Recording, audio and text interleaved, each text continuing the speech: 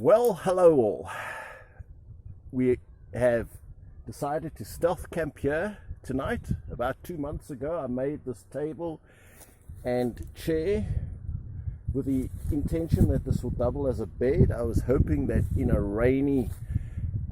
on a rainy day, I could come and sleep here, maybe put a top up above this. Let me show you the weather. It looks promising of rain and has been kind of drizzling a little bit throughout the day.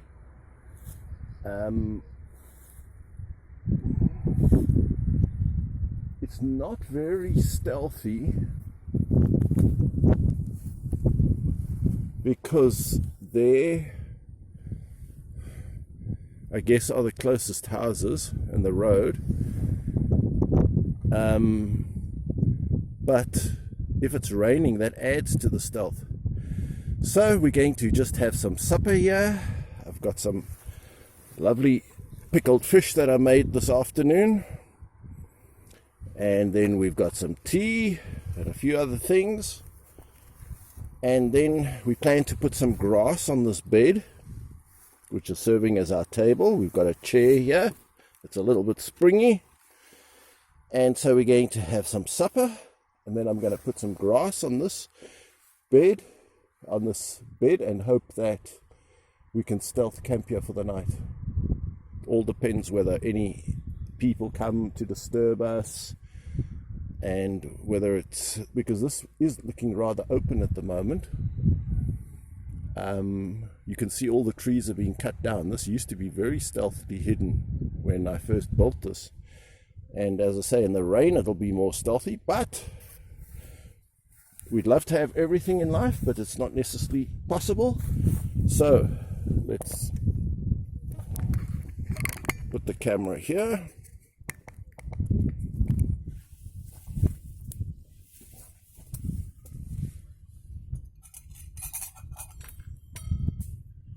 So here's our pickled fish. What we did to make it was we just boiled up a whole lot of fish, some onion.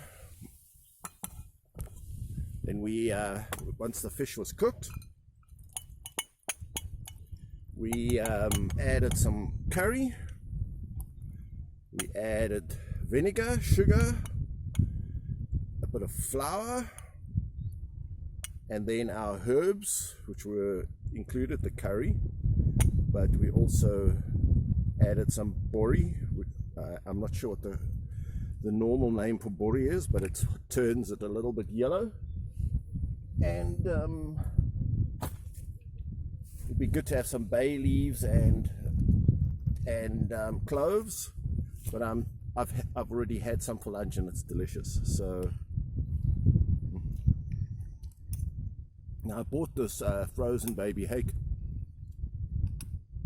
because I hoped my cat would like it, and he does like it, actually, surprisingly. He's quite a fussy eater.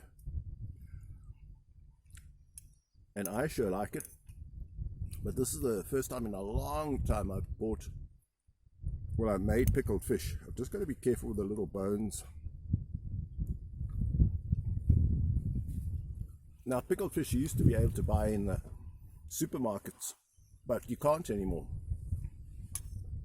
The only shop that sells it, and they have someone who makes it for them, is Woolworths. So this is such a pleasure to be having pickled fish. That was homemade today. It's absolutely delicious.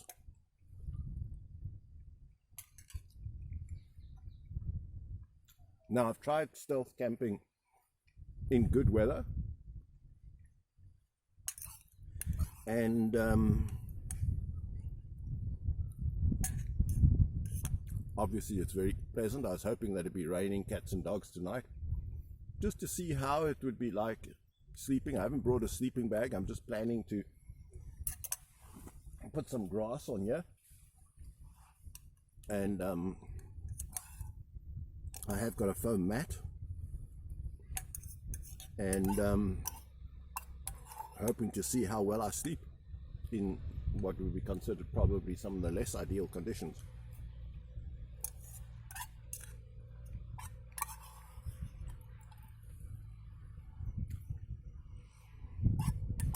I think I mentioned you put vinegar in as well, and that helps to preserve it, and that's what pickles it. So the fish is cooked and then it's pickled in vinegar, and there's some onions as well. Delicious. Now for dessert,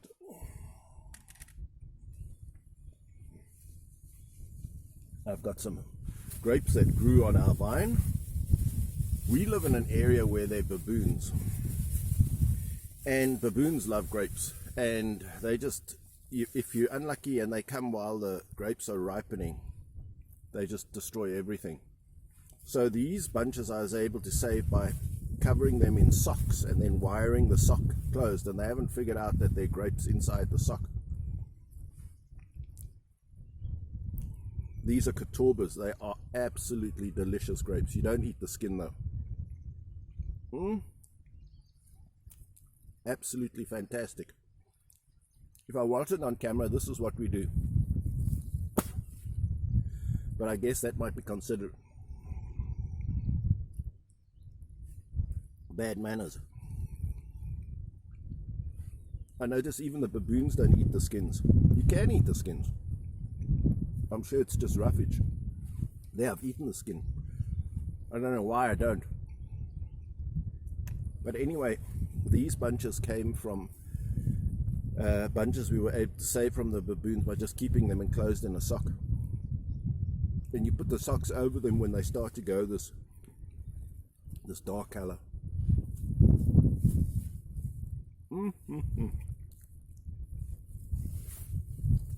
Don't think you get a better dessert than that. We got some more.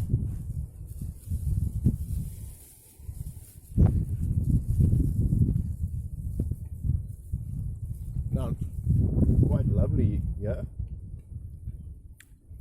I thought if it rains, there won't be too many dog walkers, because I do stick out like a bit like a sore thumb here. But when it gets dark, I don't think anyone's going to really notice me here. It's a cloudy night, there's no moon, it will be dark, and I'm pretty sure I can sleep here. But like I say, I just want to see what it's like sleeping in the rain.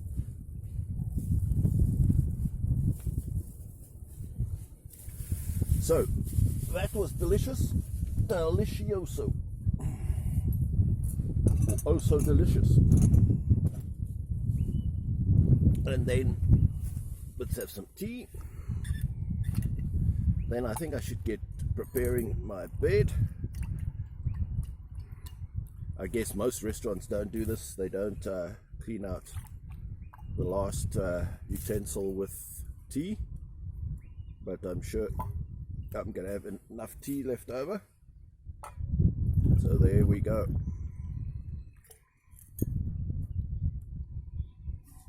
There's our tea. And then we'll pick some grass,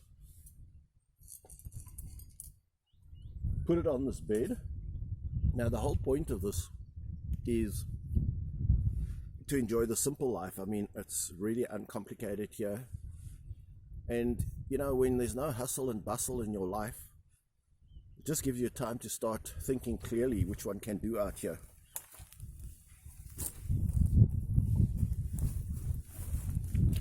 So yeah, it's beautiful for clearing the head. There's no clutter, there's no things that you've got to do, there's no clatter, there's no noise. Just lovely to be able to sit and meditate and think. There's nothing to do out here, so really it's just wonderful time for thinking.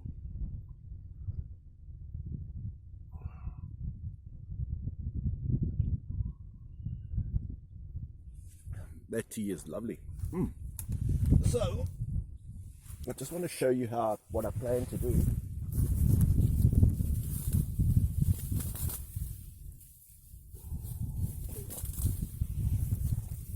So I'm just planning to take grass like this. It's going to take a bit of picking and put it on the bed. and that'll just soften this a little bit. And then we'll put a mat over it. So I'm just going to pick some more grass.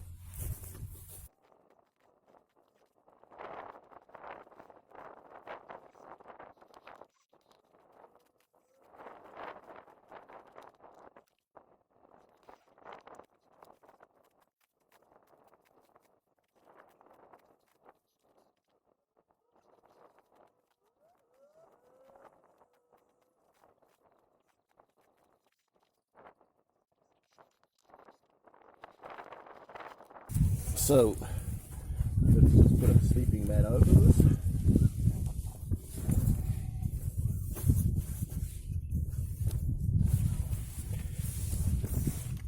And try it out.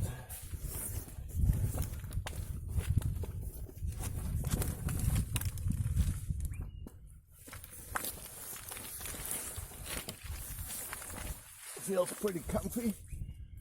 Wow. That's really nice. That will do. I wish we knew if there was going to be rain or not. I think we can presume. It's just a little bit of rain, I'll just pull the top straight over me. But otherwise I would string a ridgepole line and then I'd hang the top like this over. So I'd be in a little A-frame of top. I'll show you what I mean. But that is truly comfortable. That is lovely. We're going to sleep well tonight. But I don't want to necessarily look like I'm doing anything more than just having a picnic here. So we're going to remove the mattress for now.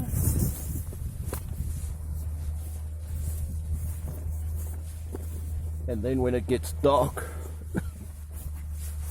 we will put that on. So there's our bed.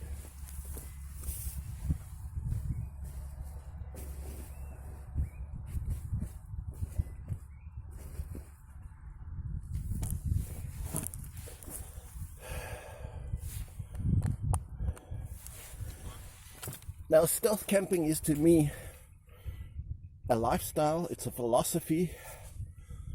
Well, it's nothing at the moment, but I'm hoping to make it a lifestyle and a whole philosophy. First of all, it's very minimalistic. You don't need much in life to be happy. If you're homeless, if you get thrown out of your house, you don't have a job, whatever. This probably took me 2 days, this bed and this table and chair to make in an area where they welcome you, cutting down this alien vegetation. It's been here about 2 months, so everybody has gotten used to it. Nobody cares about it at all. And so it'll be perfectly fine to stealth camp here. It'd be great, in fact. Absolutely lovely view. No stars tonight, we hope. In fact, we hope there'd be a bit of rain. I'm not even going to, I think, bother to put up the top because it just looks like it's easing off, and if it does start to rain, I'm just going to pull the top over me like a blanket, and that'll ward off any light rain. I don't think there's any point in, if I put up a top, it's also less stealthy. So now I'm just going to sit here and wait until it gets dark. But like I say, I consider it like a whole philosophy. The philosophy is our lives are very busy, they're very full, and you know, they're cluttered. And whenever our lives seem like a quiet or slow, we fill it with more clutter, and jobs are clutter, and fixing the house is a clutter, and all the social things we do is a bit of a clutter. I'm just hoping that the microphone doesn't get blown by the wind. So I'm hoping this will help. So it's decluttering our lives. That's what I'm interested in aiming for. And yeah, just ending up with a lot of free time, just time, and nothing to fill it with. And I'm hoping that it, I'm hoping that it is a profitable experience, because frankly, all my life has been cluttered with things to do, job, a million responsibilities, things to take care of, house, rent, rates, food, preparation, repairs, who knows what. All these things are just really a clutter. So I'm trying to see that if one actually does declutter one's life, what will it feel like?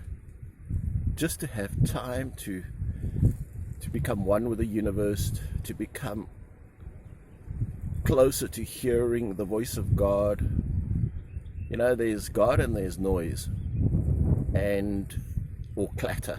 And I think if we get rid of the clatter, now there's many parables that talk about it. It talks about the seed that fell among the thorny ground, and the thorny ground is called the cares of the world and the deceitfulness of riches.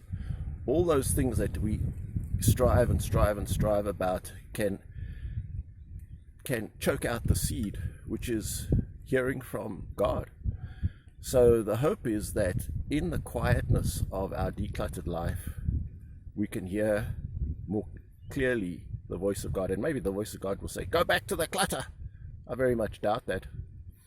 In fact, I'm certain that that's not so, because there are many places that in the Bible that talk about the deceitfulness of riches and the cares of the world, that we should be without these things, and that we should not worry, and we should consider the flowers. They don't reap, they don't toil or spin, and yet they clothe wonderfully. And look at the birds, how God provides for them. So in a simple life, if we have food and raiment, we're commanded to be there with content. Be there with content. So if we've got food, raiment, doesn't even talk about shelter. This is shelter of a sort. Almost everyone in modern society has got food and raiment. How hard is it to get food? There's enough food, hopefully, for everybody on this planet. We produce it, it's just hard to get it to everybody. So presuming that you have food and raiment, would you be there with content, with nothing else to clutter your life? That is the question I'm asking myself. That is the journey that I am on. Because I've never had a time when I can say my life was totally uncluttered. And now let's just see what happens. Because sometimes we just like this hamster on a wheel, spinning and spinning and spinning. And if it gets slower, we find something to make it spin faster with. But what about if we just choose almost to opt out, to drop out of the world and just live simply, have minimal needs, and have infinite, huge amounts of time, because you're not earning any, you're not wasting it on. I mean, if you want a lot of materialism, you've got to throw a lot of time at it to afford it. So I'm trying to see whether a lifestyle where there is very little that you are doing is a rewarding lifestyle. Maybe not. Maybe after trying it out, one feels, oh no, please, I just want to get back to my lovely cluttered life. But at least I want to say, oh, I've tried that. And I would say if it works, then you could say, well, then there's nothing to fear in the world. Nothing to fear. Because if the clutter is out of your life and you're happy, you're living simply,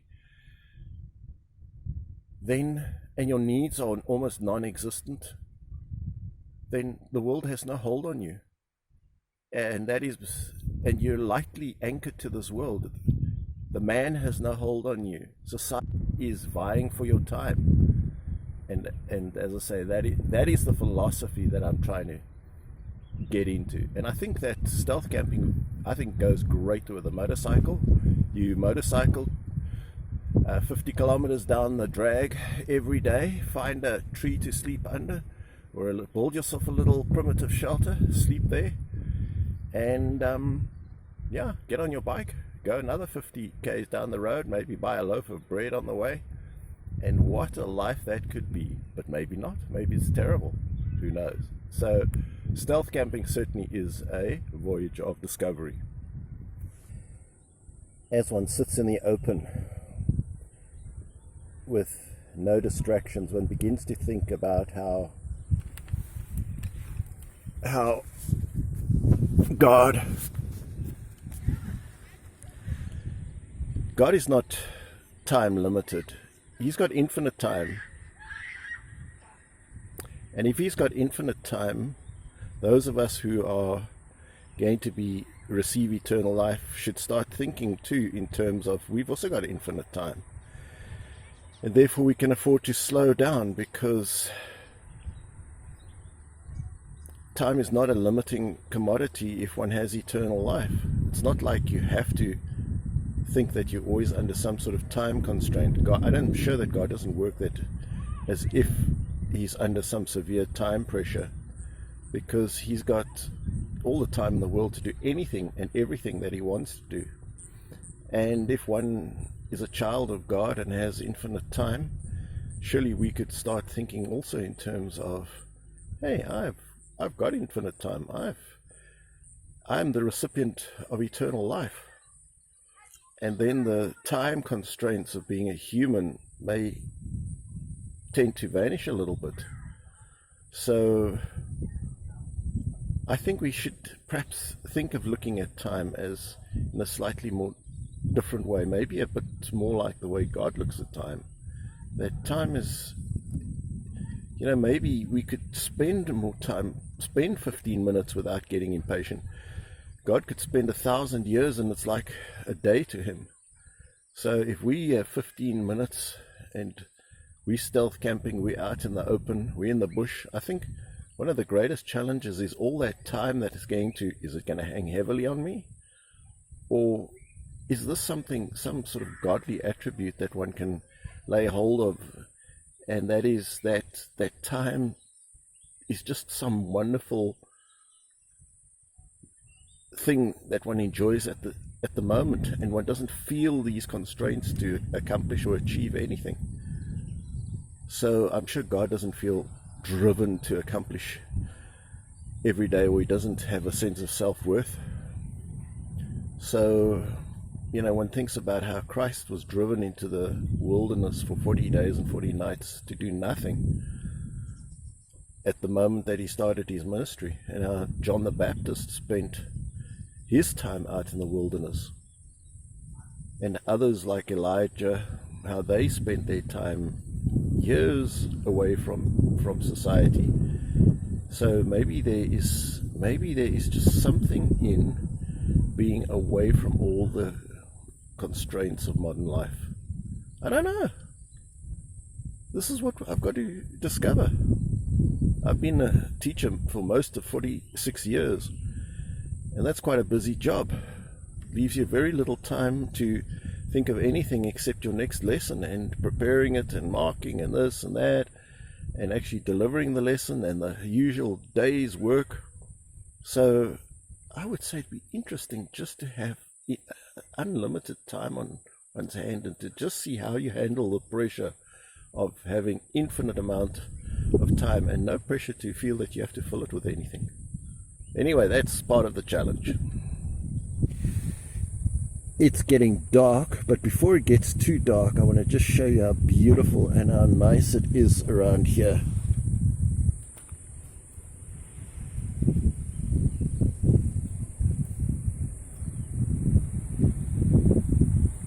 Look at that mist on the mountains there. Here I am. I couldn't be more comfortable. I really couldn't be much more comfortable than this.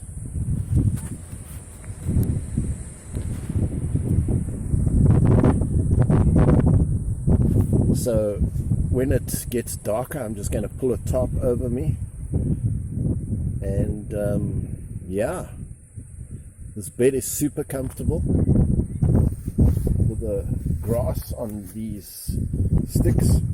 Lovely.